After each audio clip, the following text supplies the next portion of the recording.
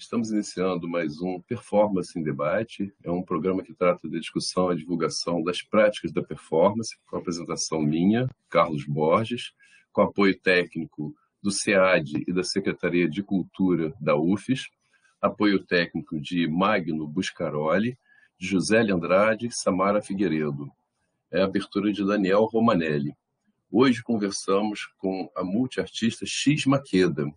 Bom dia, X. Tudo bem? Bom dia, tudo bom, Carlos? Tudo bem. Muito obrigado por sua presença, obrigado por sua disponibilidade, por seu interesse em participar do nosso projeto aqui, né? E eu queria que você iniciasse apresentando para as pessoas que não conhecem, que você é uma carioca que está radicada aqui no Espírito Santo. Como é que foi essa sua trajetória? Então, Carlos, eu sou de Volta Redonda, né? Que é a parte fluminense do Rio de Janeiro, né? No Vale do Paraíba. E desde Volta Redonda eu entrei na música pelo canto coral, né? Com 8 anos de idade, né? E aí eu nasci no Morro São Carlos, é um morro de tradição de samba, então a cultura sempre teve muito permeando a minha vida, né?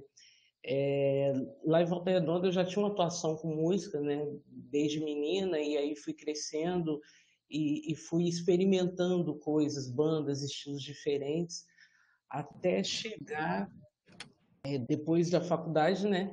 De História, eu fiz História, e aí volto a minha monografia para o olhar sobre a arte, a resistência através da arte, em Volta Redonda na década de 80. E aquilo acaba me solidificando muito meu mundo, né? Do norte que eu queria, né? Eu venho para começo a intercambiar com o Espírito Santo já em 2007, 2008, né? Porque eu trabalhava nessa época eu era educadora popular pela rede de educadores populares, né? Que era uma rede nacional, e aí a gente viajava muito, né? E, e nessas idas e vindas, né? Eu acabo conhecendo algumas pessoas que me fizeram convite para vir para a fase Espírito Santo, né, na figura da Daniele, me faz o convite para poder vir para o Espírito Santo para fazer uma ponte daqui com a escolinha quilombola, né, escolinha popular quilombola, e para Teixeira de Freitas com eles, para fazer a discussão em cima da questão da juventude negra. Aí nisso eu venho e começo a vir intercambiando com o Espírito Santo, porque lá eu já trabalhava com as comunidades quilombola, com pesquisa, né, de comunidades tradicionais. E aí eu venho para cá intercambiar com as comunidades daqui. E vim e acabei ficando, né? O tempo foi passando, eu fui desenvolvendo um trabalho após o outro, construí uma família aqui e acabei vindo para cá para trabalhar com as comunidades quilombolas, né? E pesquisar um pouco e trazer e levar um pouco, né? Da vivência das comunidades de lá para de cá. E aí foi assim. E quando chega. E foi, na verdade, o norte que me deu para eu direcionar o meu trabalho aqui, né? Que eu acabei ficando para estudar a, a, as comunidades daqui, o patrimônio cultural do Espírito Santo, né? E aí, de lá para cá, veio o quê? Aí a gente acabou se juntando, né, no trabalho. Essa foto que está aparecendo, ela é uma foto que foi tirada dentro de um trabalho lá no norte, né, em São Mateus, onde a gente se juntou um grupo para poder fazer a parte cultural de um evento, né, de uma formação de 3 dias. E daí surge o grupo Salabona de Cultura, né? Até eu vim para o Espírito Santo, eu cantava e escrevia minhas poesias bem intimistamente, né? Digamos assim. E o artesanato já vinha comigo, né? Já vinha de lá, né? Mas aqui eu foquei o meu trabalho todo nessa questão do patrimônio daqui, que eu vi que era riquíssimo, né? Tanto em cantos como em artesanato, e, nossa, e é uma história que eu desconhecia, né? Em 2015, a gente forma o Grupo Salabona de Cultura Negra, eu, Yasmin e Monique no início, e uma passagem breve, depois fica eu e Yasmin Medeira, que é esse grupo, né? E onde a gente começa a trabalhar com musicalidade afro, afetividade, e desenvolver trabalhos que eram eram culturais, de apresentações culturais, que envolviam performance, história, contação de história e música, e a formação para esses grupos, né? A partir do grupo Salabona, abriu a minha mente, abriu bastante, né? E foi aonde depois eu posteriormente fui para o cinema, né? Acabamos desenvolvendo um trabalho bacana no filme Canto de Mulher Quilombola, né? Que foi nessas incursões.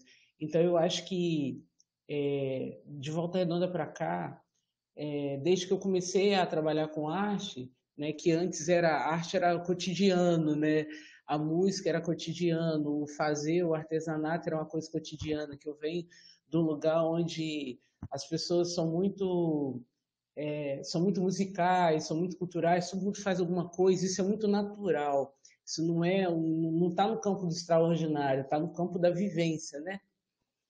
Então, eu acho que isso foi o que foi me trazendo, me motivando. Os intercâmbios culturais, eles fizeram toda a diferença. Eles foram só agregando valores e histórias e potencialidades que eu... É, a maior parte da minha formação é autodidata, né? Eu sou um artista prática e eu fui simplesmente sentindo e fazendo, e cada hora parecia que explodia uma coisa nova, e fui pegando as oportunidades e fui vendo que a minha arte não se limitava na música, né? A música era uma expressão muito forte dentro de mim, mas eu precisava de outras linguagens, né? E isso foi bem bacana, o intercâmbio nesse sentido. Muito legal, X. Deixa eu te perguntar uma coisa. Então, eu, eu fiquei pensando aqui, o Hélio de Sica, que é das artes visuais, é uma referência assim, que a gente usa como performance, né? Ele fala assim, da diversidade vivemos. E eu acho que realmente é isso, a diversidade te transformou numa multiartista a partir de uma iniciação da música, que já foi mais natural, não é isso? Lá de Morro de São Carlos e tudo que eu conheço, lá do Rio, né? Essa musicalidade toda. E como é que você chegou nessa produção porque você faz uma produção das bonecas, o Mundo Abayomi, Mundo Abayomi, né? Que eu conheci aquelas bonequinhas, O mini com mundo bonequinhos, né? Tô aprendendo aqui.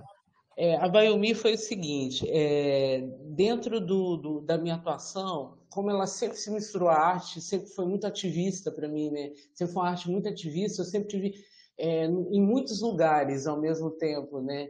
E recebendo muita coisa, muita influência, muitas formações. Numa dessas formações, que foi até aqui em Volta Redonda, no Mucane, ou em Volta Redonda, em Vitória, né, no Mucane, eu encontrei um educador dentro de uma roda das griots, né? Das griots da dança, que é um grupo aqui de mulheres, né? Aqui de Vila Velha e Vitória.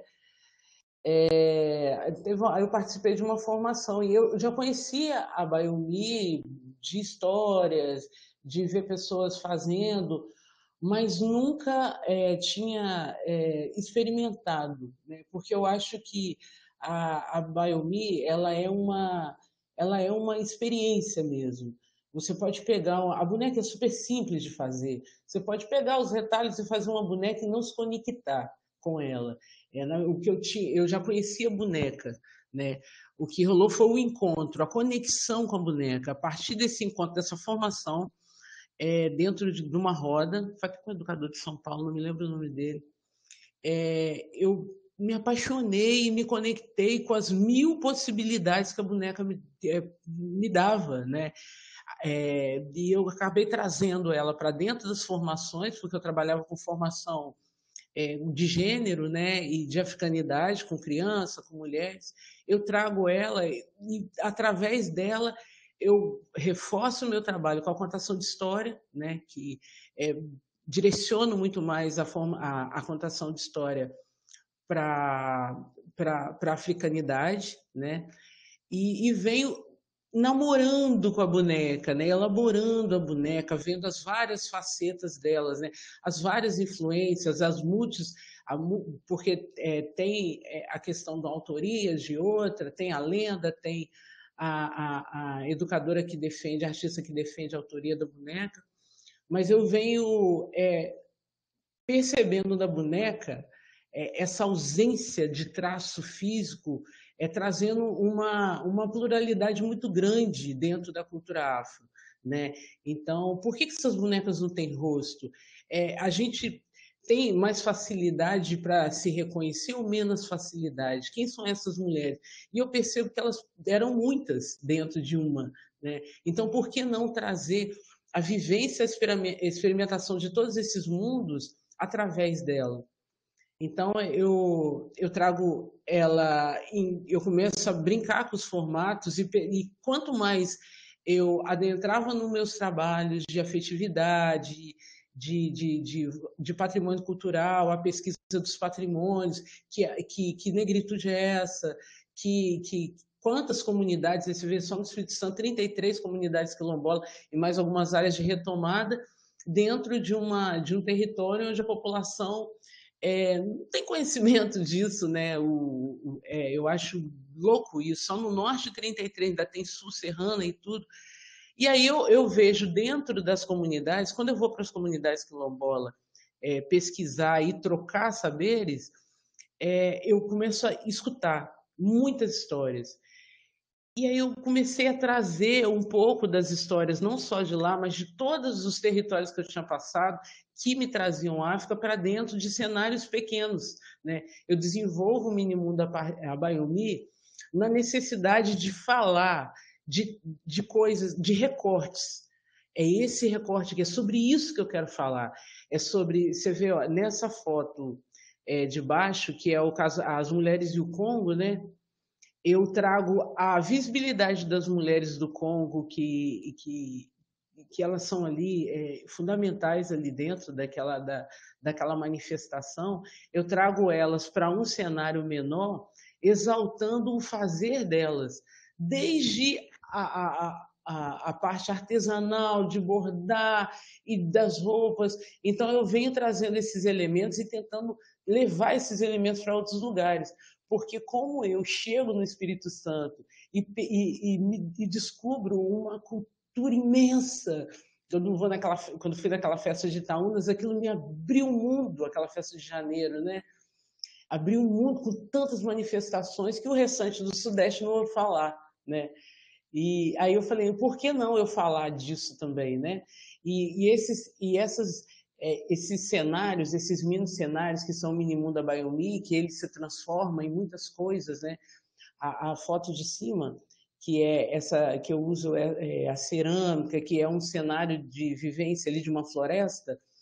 Eu desenvolvo esses cenários, eles são todos deste tamaninho. Então eu começo a trabalhar eles como possibilidade de cinema também, de fazer pequenos tapes, pequenos vídeos para contar a história, com cenários miniaturas, onde o close conseguia trazer uma imensidão e uma abrangência que para o espectador parecia um mundo novo, sabe? Encantado pela luz, encantado pelo detalhe que ele não consegue perceber ao olhar, que é uma coisa desse tamanho. Ele traz essa ilusão dessa ótica, né? Do tamanho das coisas e da temporalidade das coisas, né? Que tempo é esse? É agora, não é? Que matéria é essa? E aí eu venho, com o Minimundo Abayomi, né, eu começo a trazer as expressões culturais, mas eu também eu venho numa intenção de trazer as pessoas para dentro do Minimundo, porque eu começo a ouvir muitas coisas tipo, ai, X, como eu queria estar ali dentro, né? O quarto de afeto, que é esse último aqui à minha direita, da redezinha, eu trago toda o olhar sobre a afetividade dentro dessa família preta, né? Como que é o estar junto, a rede, o filho e a mãe, o cuidado, cada elemento que está ali, cada cor, o que traz, o que essas referências, o que a identidade, até onde a identidade pode contribuir para a sua formação do emocional, cultural, afetivo, né? Até onde essas identidades mínimas, minúsculas, até onde o pequeno, que aí eu discuto essa coisa do que é pequeno, do que é grande, né? Quem é colocado no pequeno, quem é colocado no grande, que espaços são esses, que caixas são essas que tentam encaixar, né? Essa caixa é um mini cenário, mas ela conflita também, né? Ela limita ali no recorte, mas ela abre a discussão de que caixa é essa? Que caixa é essa que me colocam o tempo todo? E muitas das vezes sem o menor valor social ou cultural.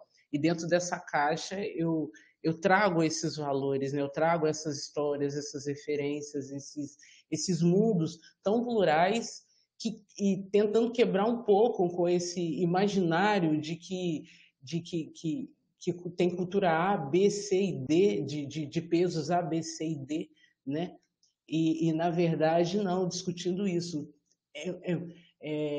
Aquela visão de fora, né, de que a cultura negra é uma coisa, né, é uma coisa só. E aqui eu discuto isso, não é. E aí? Como é que você lida com isso? Como é que você lida com a vontade e, de repente, com a experimentação de se perceber ali dentro, né, em cada detalhe, né? Eu acho que a Baiomi veio... Depois eu acabo levando ela para o filme, né, pro Canto de Mulher Quilombola, porque o mínimo a Baiomi, a oficina de Abaiomi, ela foi a primeira oficina que eu levei na formação para as mulheres no Norte, que era a troca, né, que foi estabelecida de eu levar a formação e eu documentar, e eu fazer alguma coisa que desse visibilidade a elas e ao nosso grupo. Desculpa, gente, só para entender, porque eu acho que você levou isso para as comunidades quilombolas, foi isso? Sim, porque como eu te falei, o Grupo Salabona, ele não fazia só apresentação e performance, também fazia formação. Então, numa dessas formações, a ferramenta que eu utilizei foi a oficina de Abaiomi. A partir da oficina de Abaiomi, eu achei esse caminho onde as mulheres conseguiam falar de suas memórias afetivas, né? E no filme, eu acho que tem até coisa, eu não lembro, eu não lembro, eu não lembro. E, assim, a perda de memória, né? A verdade que o que a gente foi fazer foi um resgate de memória, né? E a Baiomi foi a ferramenta primeira, né? Antes da música, veio a Baiomi. E a contação de história, e a performance em torno dela, e a vontade e o estímulo a querer se reconhecer naquela boneca, né? Aí, quando eu levo a boneca, eu trago muita coisa. Eu trago muita coisa. E depois eu venho trazendo todas essas impressões e mais algumas que eu colhi pelo caminho para dentro dos mini cenários, né? O Mini Mundo da Baiomi, ele acabou se tornando... Ixi, desculpa. Ele expandiu, né? Eu já enviei para o México, para a Itália, para Portugal, né? É um trabalho que eu faço sob encomenda, né, mesmo, né, personalizado, e o trabalho que eu faço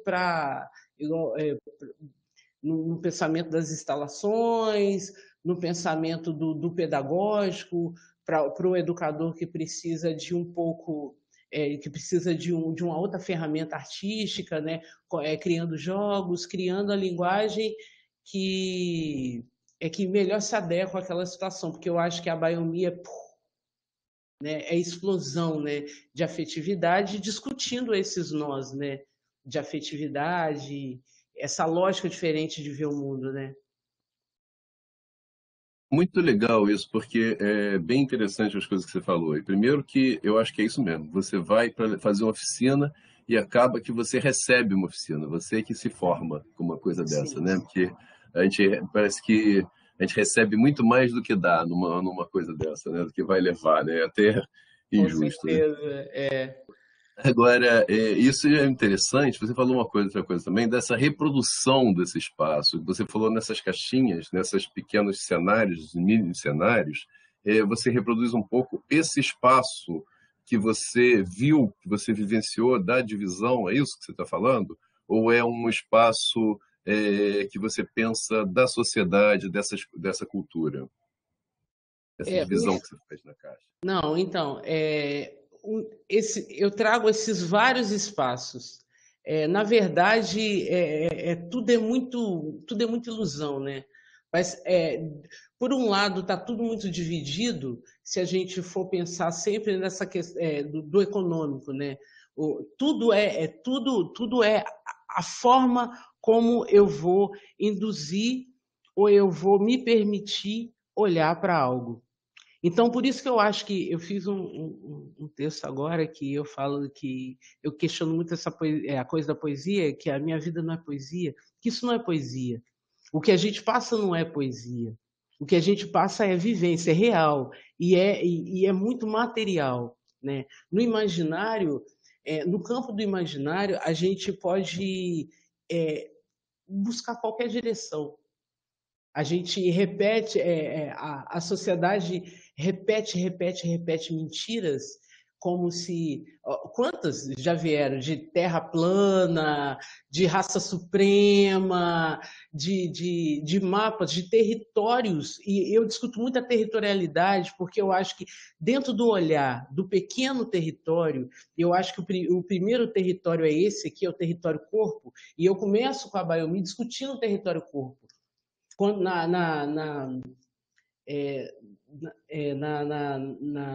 instalação, né, que acabou a pandemia vindo e eu não consegui realizar a instalação, tem uma parte da instalação que tem uma performance que é o corpo. As pessoas experimentarem seu corpo, que corpo é esse? Experimentar ser uma Bayomi nessa posição, sabe? Braços abertos, pernas abertas, a mesma coisa. Então, isso aqui, essa estética que a gente discute tanto, né? Que não é só a beleza, o exótico, né? Essa ótica que está fora do meu olhar, né? Que é o exótico, né? É o que está fora do meu olhar e vem carregado de uma direção, de uma oralidade direcionada, né? Então, eu acho que os espaços de poder criaram as direções de poder criaram grandes ilusões. Então, quando eu trago um cenário pequeno, uma vivência, um recorte, que seja um momento, não é isso que a fotografia faz? O cinema, ela eterniza um momento que ia passar desapercebido e que pode, se for num tribunal, pode mudar uma sentença.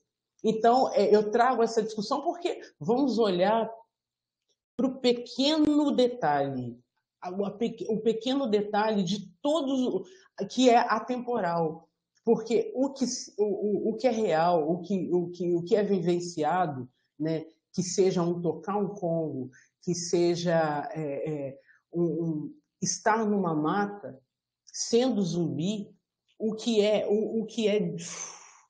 vira fumaça é o que a gente despreza. A gente valoriza o outdoor. A gente não valoriza a feitura da arte, a estrutura perfeita para se fixar. A gente valoriza a mensagem no outdoor.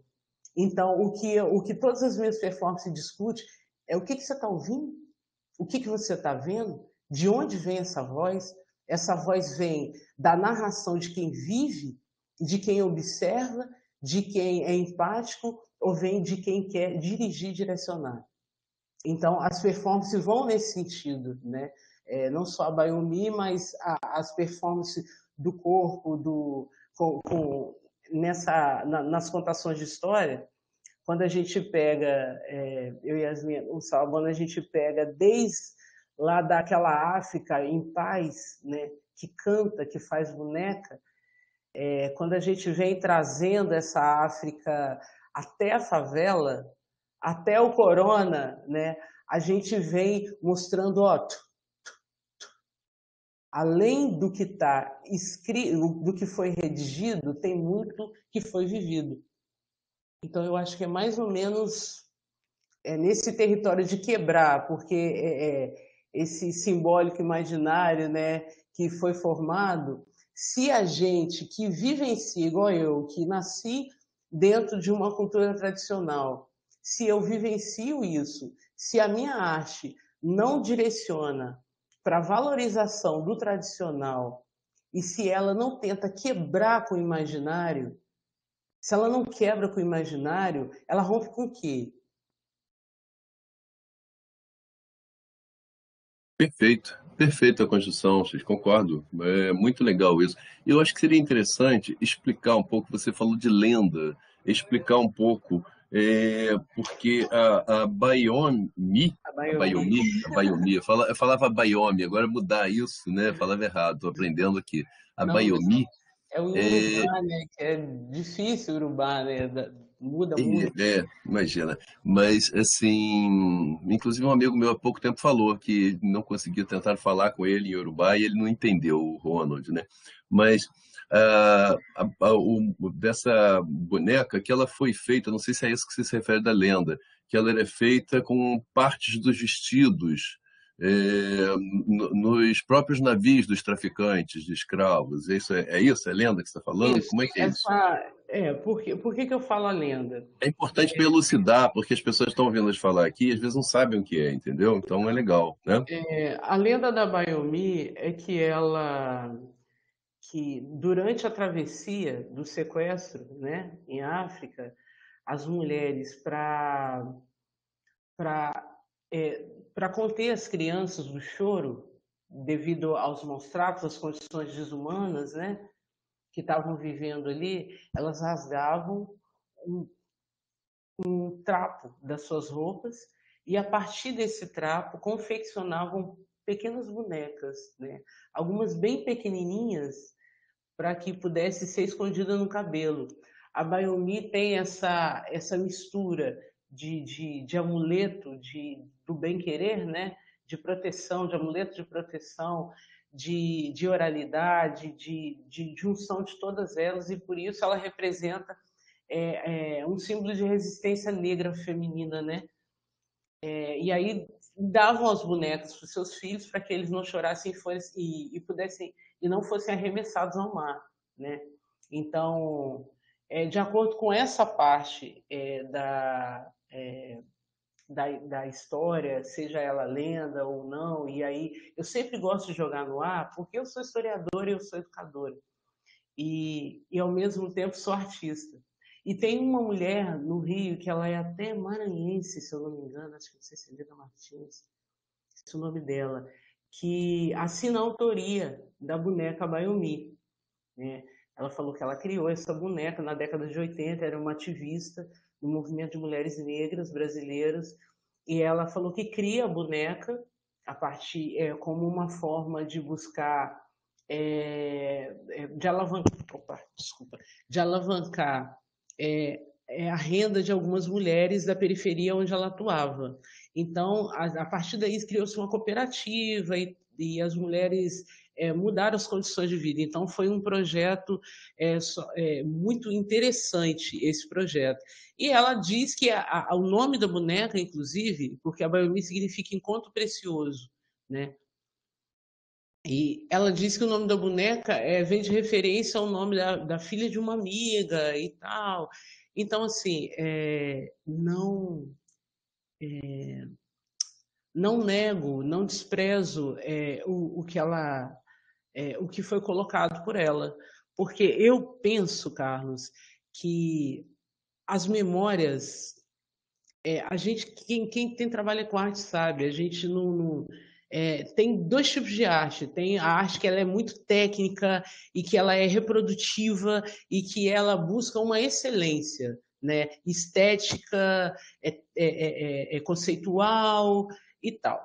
E tem a arte da vivência, da prática, do fazer, do se permitir ser instrumento e se colocar como instrumento, o artista como instrumento e deixar fluir, porque Como que me explicam que um passarinho tinha o mesmo canto na América do Sul do que uma música de Beethoven? Eu acho que é isso, que são ondas que vêm, que atravessam a gente, ondas criativas, pensamentos, e que a gente só se joga e só faz, só sente e faz. Por isso que eu acho que por isso que eu acho que está na vivenciação, está na vivência, está no experimentar, está no sentir, porque senão ela sai plástica e ela pode até ser muito rentável, mas ela acaba muitas das vezes sendo um pouco transformadora. Então, quando ela coloca essa vivência desse projeto, de toda essa feitura que mudou a vida de mulheres naquele pequeno território e mudou mundialmente, porque a Biomi ela se expandiu pelos territórios e ela se tornou fonte de renda para muitas mulheres e ela se tornou fonte de inspiração e um veículo poderoso de empatia e afetividade quando foi bem, em momentos que foi bem utilizado por várias pessoas. Então, a Biomi, sim, eu considero transformadora, se tiver, se souber ser levada, se for bem conduzida, porque senão ela é só um objeto, né? Maravilha, muito legal isso. E deixa eu te perguntar, e você também, eu estou vendo que você roteiriza, escreve, né? Atua, canta, faz tudo, né, Assis? Tudo É não. um talento ali Tô querendo explodindo. imprimir moeda para perder. Pois então, mas você também trabalha com contação de história. E você Sim. considera isso também, de certa maneira, uma atividade performática, transformadora? Porque a performance, eu vejo como você pensa a performance como uma atividade completamente, um instrumento transformador, né?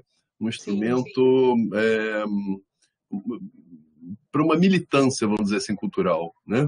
Eu detesto essa palavra, militância, porque Militância. não me vejo militar, não me vejo seguindo a batuta de ninguém, entendeu? Eu rompi com isso com 9 anos de idade, com um regente general louco. Não, eu não me vejo nesse lugar. Eu me percebo ativista, sim. Por quê? Porque atuo, porque ativo, porque transformo, porque sou transformada, porque estou ali. E eu não faço por fazer. Eu faço porque eu acredito, porque eu vi. E porque do jeito que é dentro de mim, não tem como sair de outra forma. Ou eu calo a minha. Por isso que eu acho que depois na música, eu abri para as histórias, porque a minha avó. Aí vai eu falar de vó, né? A minha avó era uma grande contadora de histórias, só que ela contava história ali pra gente. Da mesma forma, por isso que eu acho que a Baiomi me tocou tanto, essa história das mulheres fazerem a boneca em torno de outras mulheres, passando a história, e eu até pulei, isso faz parte, né? Por isso que eu acho que quando Leda fala que ela confeccionou, ela traz essas memórias também, porque as bonecas já existem há muito tempo, então a gente só adaptou. E tem 1000 formas de fazer boneca, né? E 1000 intenções de se fazer boneca. Até quando a gente vê de uma forma fabril uma Barbie preta, no momento onde eles perceberam que os pretos tinham condições de comprar uma Barbie, porque tinham. Então, assim, as intenções. Eu dou uma zoada assim, mas é porque eu acho que não tem como desprezar algumas coisas que estão no campo assim também do sentimento, né? Que vai ali. Então, quando a contação de história, a minha avó era contadora e ela contava histórias sobre tudo na vida. Então, esse simbolismo que veio para minha vida, ele veio na infância, porque eu lembro que quando entrava uma borboleta, aquela que a gente chamava de bruxa, né? Sim. A minha avó sempre relacionava aquilo com alguém. Para ela, a morte era a borboleta. Ela era uma simbologia da borboleta, era a transformação. Ela, olha, pretinha, só isso. Um dia lagarta, outro dia borboleta, outro dia adubo. E ela falava da transformação, né? Então todas as histórias dela eram muito divertidas e ela usava os elementos de dentro de casa, coisas que eu fui depois perceber o quanto que isso é bacana quando eu vou para o teatro de objetos, né? E eu falei, caramba, é isso, é usar o que você tem para para dar voz, para fazer essa narrativa fluir, né? E aí eu cresci nesse território de oralidade. O próprio encontro com o samba, o que não é o samba? A gente sabe que o samba ele teve toda uma apropriação dentro do Estado Novo, toda essa mudança de não, eu determino o que você vai fazer, mas a gente sabe também que o samba ensinou a gente a estar num lugar, num lugar que é ali muito parecido com a Rádio Nagô, né? Com a nossa malandragem de falar, de colocar a nossa gíria, o nosso jeito e sair de algumas censuras, né?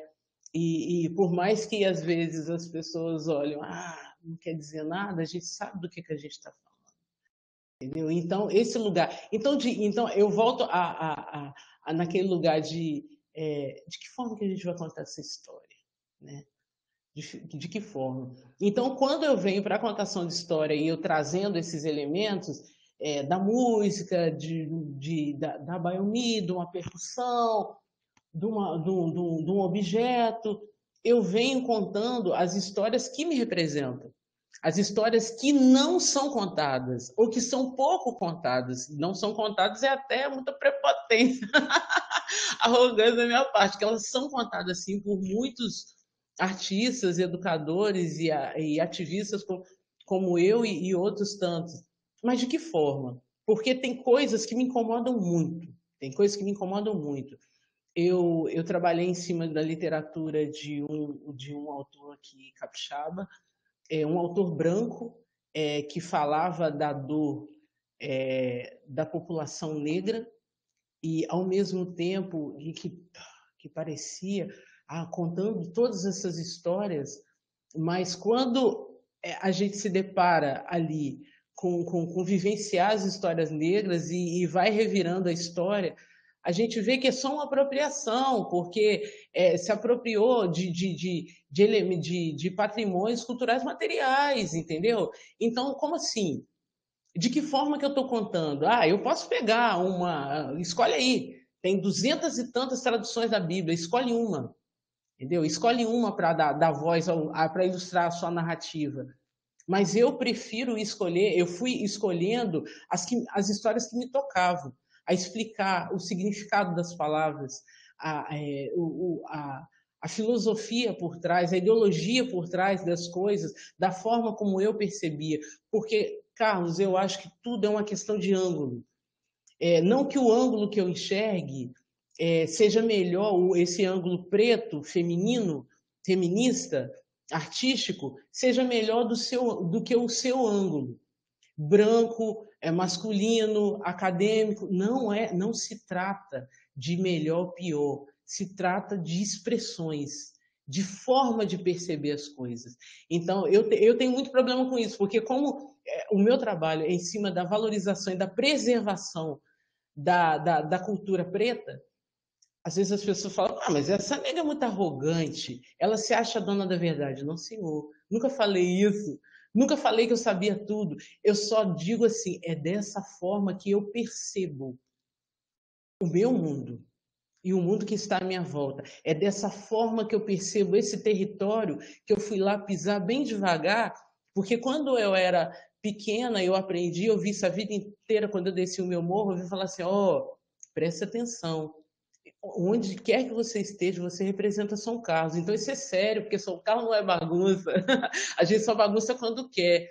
Então saber entrar, saber sair, saber falar assim, opa, não é porque eu enfatizo o meu pensamento que eu estou dizendo que ele é a verdade. Não, eu estou partilhando as ideias, as energias e as inspirações que chegam até mim.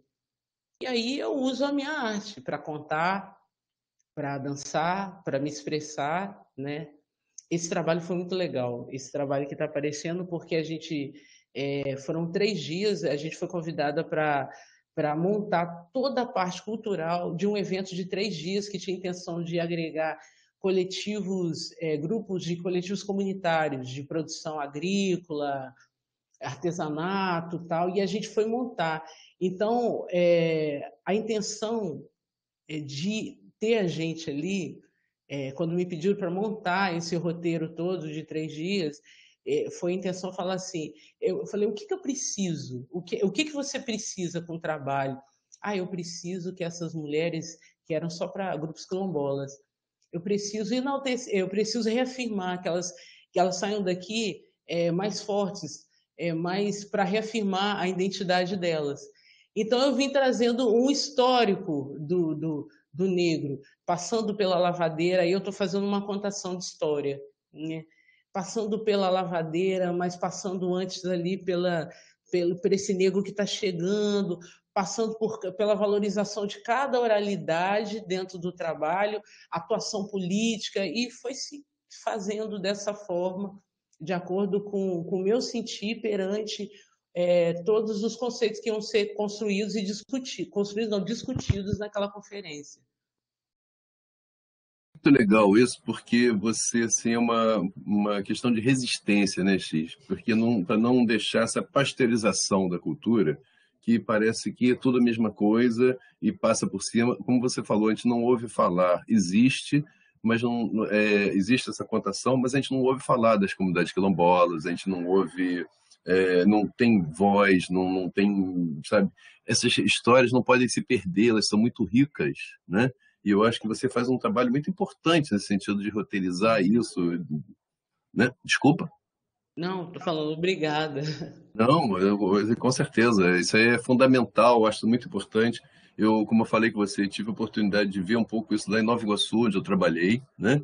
E como tinha história riquíssima e o potencial que isso tem, principalmente nas crianças, né? Porque a cultura, inclusive, era totalmente oral, né? É que hoje é diferente, mas era transmitido de geração para geração, sabe? Assim, em rodas de conversa. Eu acho que isso era muito legal, né? E aí chega um momento que se percebe a força dessa oralidade, né, que as direções, né, percebem, né, as direções que eu digo dos estados percebem a força das oralidades e começam a silenciar.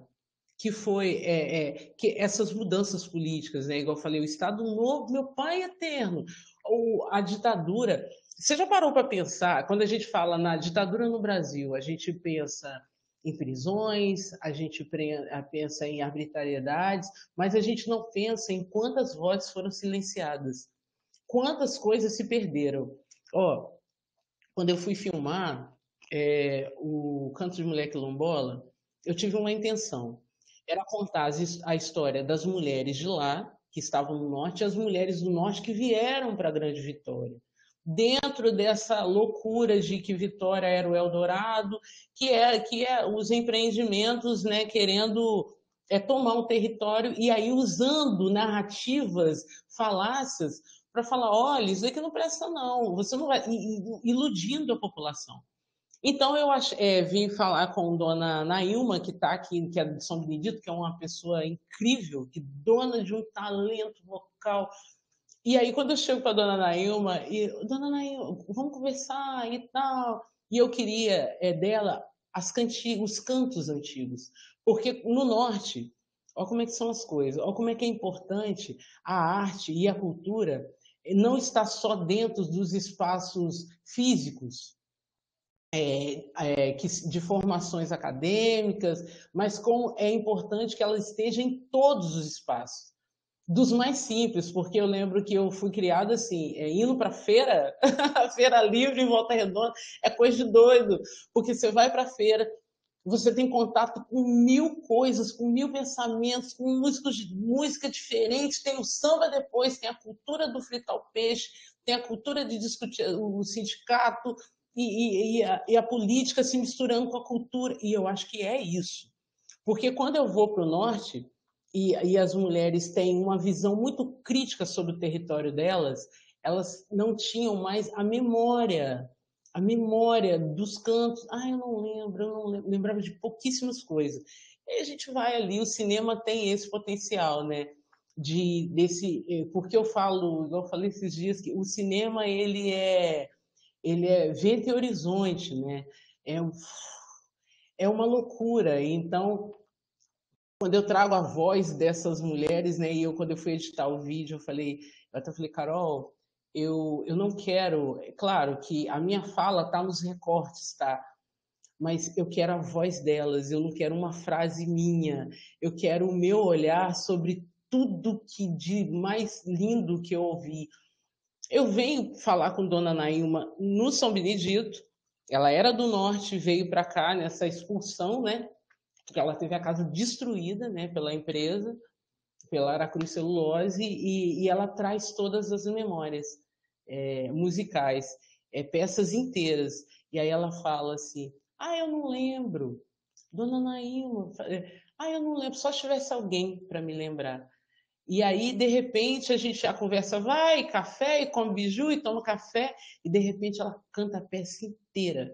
Lembra das 12 pastorinhas e das ladainhas e dos cânticos, e lá Dona Milda dos cânticos em Urubá. Então, tipo assim, a memória, se ela não for preservada, se a arte... não adianta eu fazer uma vez e não revisitar, e não deixar reverberar, porque vai perder.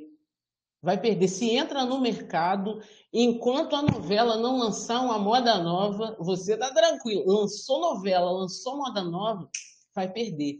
Se ela não trouxer significado.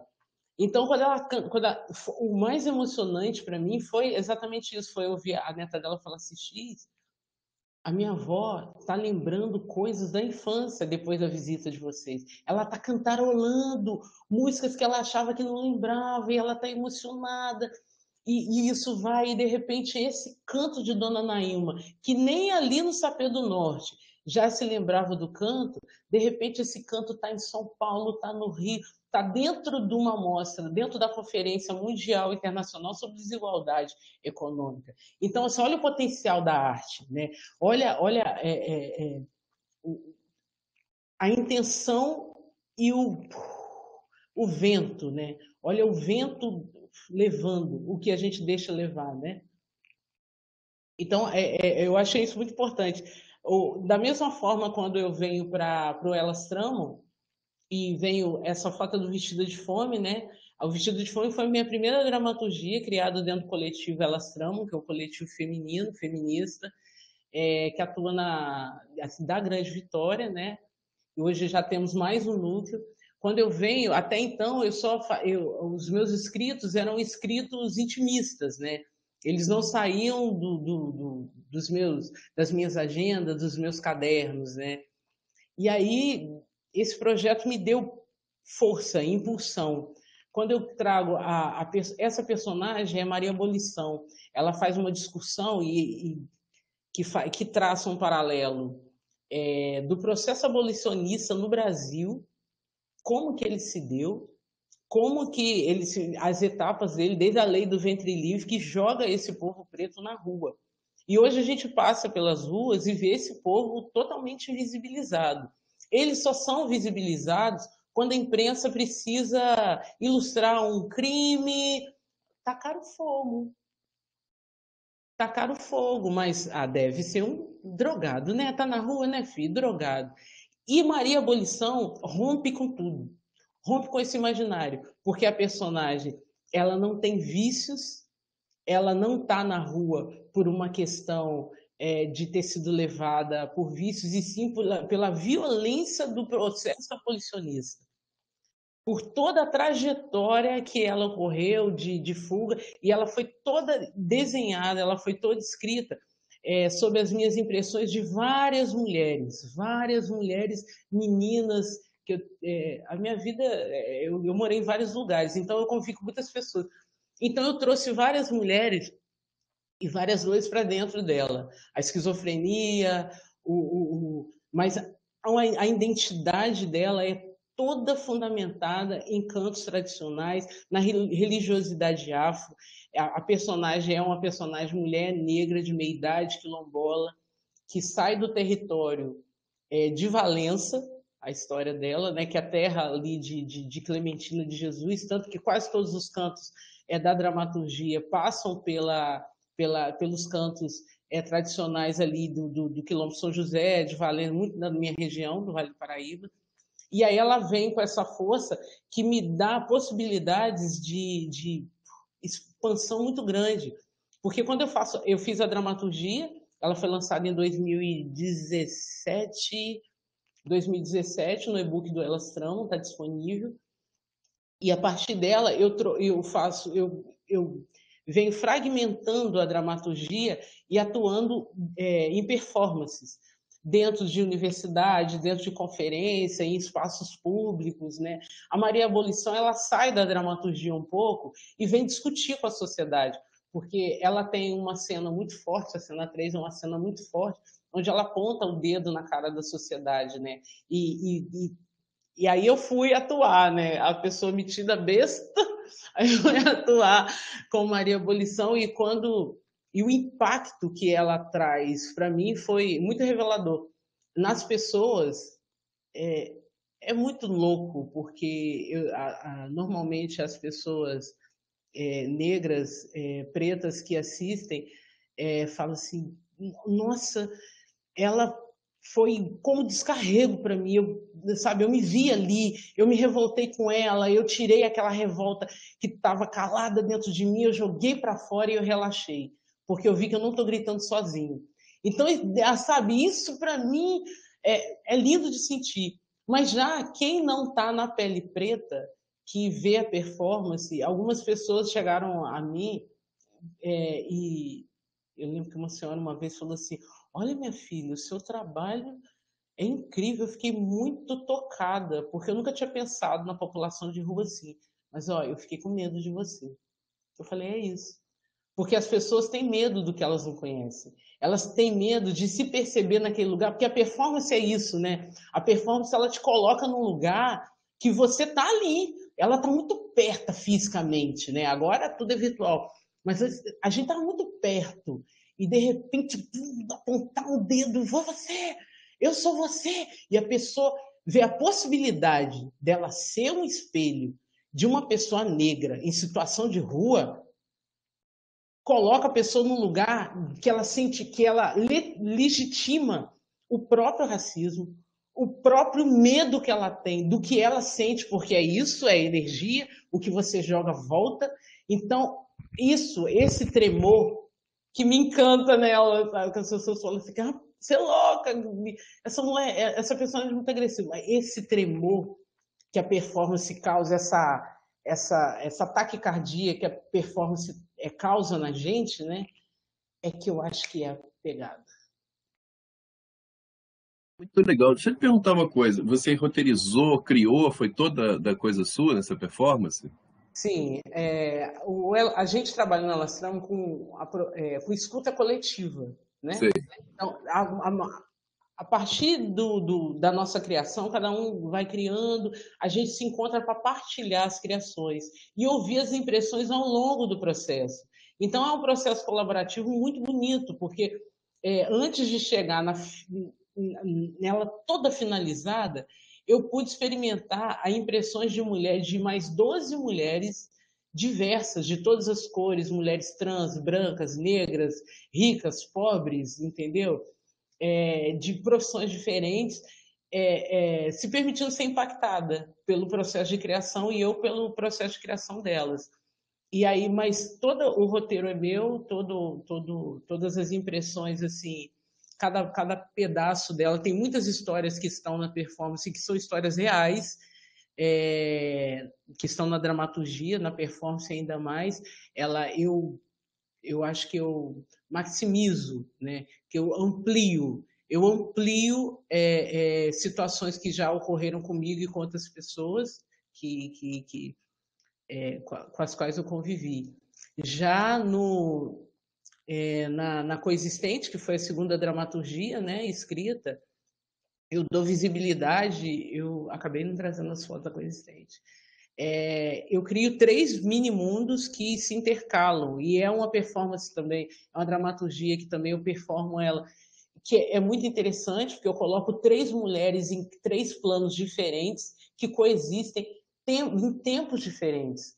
Uma está dentro de um livro que a outra está lendo, e a outra está imprimida na música que a outra está ouvindo. Então, são 3 mundos diferentes. É o universo corpo, universo peito e universo voz. E esses universos o tempo todo se olham, se percebem, se correlacionam e se observam para tentar se nutrir e para tentar se resolver, né? E sair, porque fala de dependência emocional e codependência química, né? Com adicção, com a vivência com adictos. Saindo no vestido de fome, né?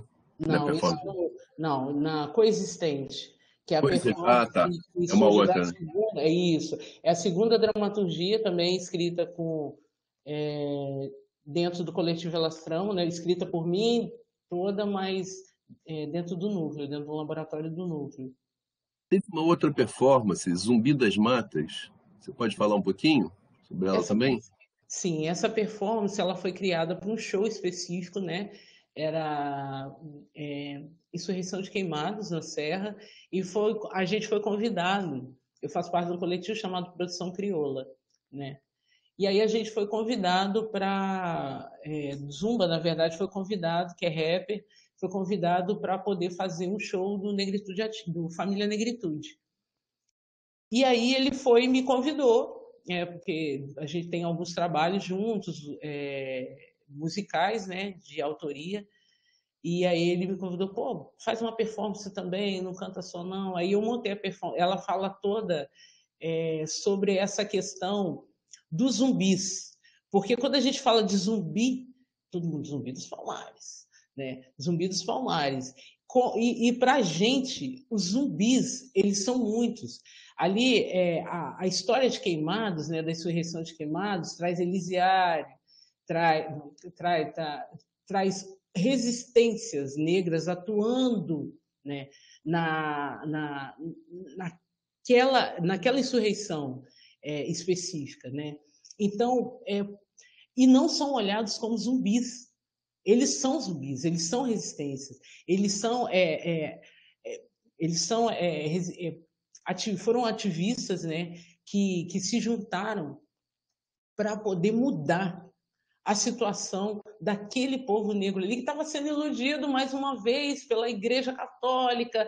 Não, vai que a gente vai dar liberdade e de repente rola aquele massacre todo, aquela coisa horrível. Então, quando eu entro com uma máscara, né? É uma máscara e tem isso, as máscaras, porque eu acho que ser zumbi é isso. Sabe? Ser zumbi é isso, é disfarçar, é a capacidade de se camuflar. A capacidade de se camuflar e buscar essa estratégia. É a estratégia. Então, toda a performance ela fala dessa estratégia da camuflagem, de você ir na penumbra, escondido.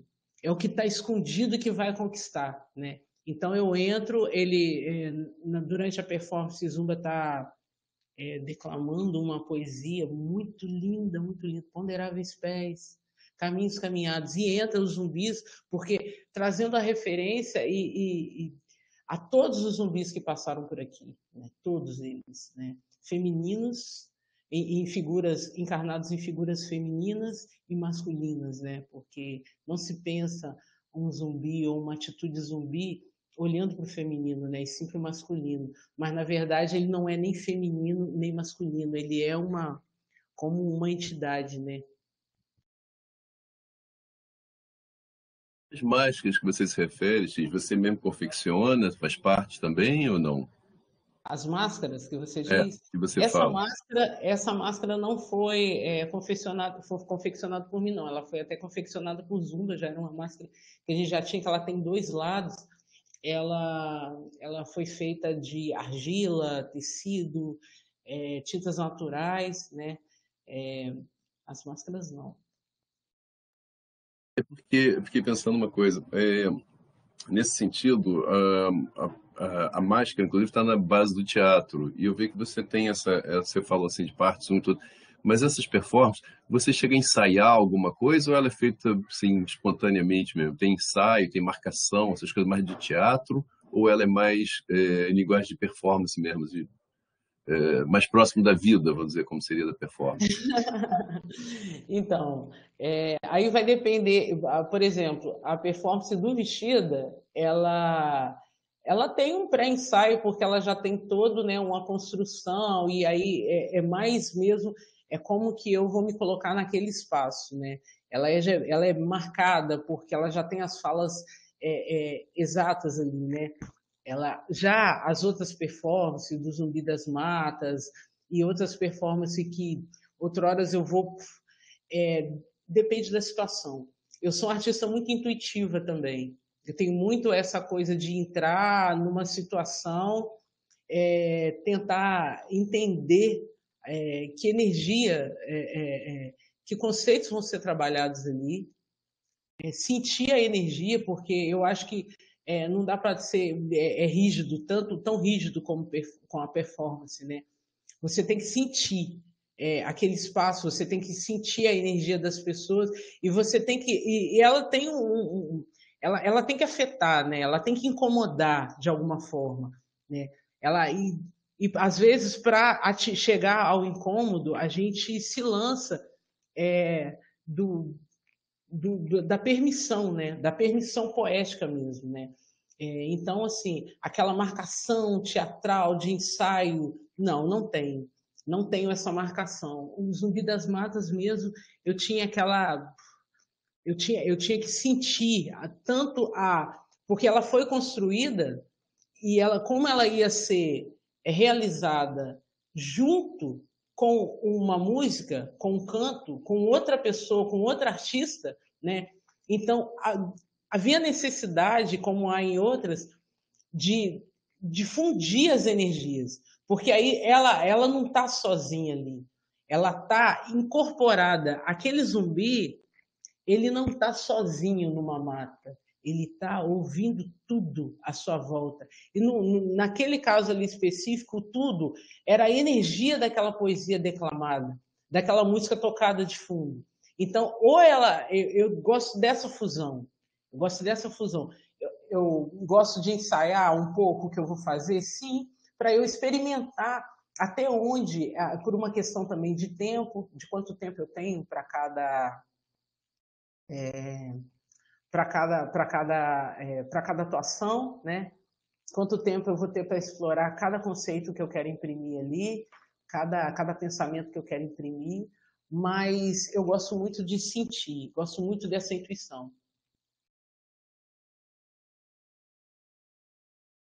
Maravilha, X. Eu fico pensando assim, como é rico, né, essas possibilidades que você abre. E, assim, se alguém quiser classificar você, fica muito difícil. As pessoas têm essa coisa, né? Imagino. Mas é muito legal você dar essa oportunidade de chegarmos, assim, como você destacou aqui, vindo da universidade, ser um projeto de extensão, e poder unir essa força, vamos dizer assim, para trazer para o registro da universidade, que é uma forma, né, essa possibilidade de chegar a essa. Porque é difícil também para a universidade chegar aí eu sou uma comunidade quilombola, a essa história oral e tudo. E você está possibilitando isso, viabilizando isso, acho isso super importante, super bacana. E como nós já temos aqui, já deu uma hora desse bate-papo nosso aí, super agradável, super gostoso, né? E a gente tá, eu vou parar por aqui. Eu queria saber se você tem alguma consideração, assim, alguma coisa que você queira acrescentar nesse papo aí. Fica à vontade, tá? Porque a ideia aqui é dar voz ao entrevistado mesmo, né? Tá bom? Eu acho que o que eu tenho a acrescentar, eu acho que é a importância também da universidade abrir, né? Abrir esse diálogo, né? Porque eu tenho, dentro de tudo que eu vi, de tudo que eu estudo, só reafirma para mim a importância desse diálogo entre os espaços e o interno e o externo, né? Digamos assim, né? Os espaços fechados, os espaços abertos. E o quanto que é importante o artista nessa situação, porque eu coloco isso, você vê aí nesse processo da pandemia, os espaços estão fechados, as universidades fecharam por um bom tempo, tudo está muito virtual. E se não fosse toda essa questão do que o artista trouxe para os ambientes virtuais, a troca que ele trouxe, os diálogos que eles trouxeram, né? todos, e a universidade fazendo essa ponte, eu acho que amplia a discussão, porque tudo que eu faço, eu penso sempre nas possibilidades de abertura de espaços de diálogo. Se não serve para abrir um diálogo, mesmo que seja um diálogo interno com o espectador, não vale a pena estar ali. Não vale a pena. Quando a universidade abre, a universidade, eu acho que ela tem o seu caminhar, eu venho dela, eu estou nela com a pós em artes, e né, eu sempre estou estudando, mas quando balanceando as coisas. Mas eu acho que não tem, a gente não consegue chegar num objetivo bacana se a gente não fizer essa ponte. No meu artigo, eu estou sempre, não sei publicar esse artigo, eu estou sempre falando da importância do fazer cultural, dos agentes culturais e artísticos que estão dentro das comunidades, se comunicando com as escolas públicas, particulares, as universidades, essa ponte, porque a universidade ela é riquíssima em conteúdo de material literário, de pessoas com formação, mas sempre falta essa humildade de ir para o meio do povo e falar assim, mas como que você vê isso, de fato? Como de pensar na troca legítima, e a troca legítima não é fazer um trabalho numa comunidade e publicar o trabalho e não pensar em como essa comunidade ficará pós esse trabalho, porque a gente vê muito isso. Filmes, documentários, artigos sendo produzidos, coisas que são sérias, que têm que ser denunciadas, mas depois muitos pesquisadores saem e deixam a bomba na mão do povo.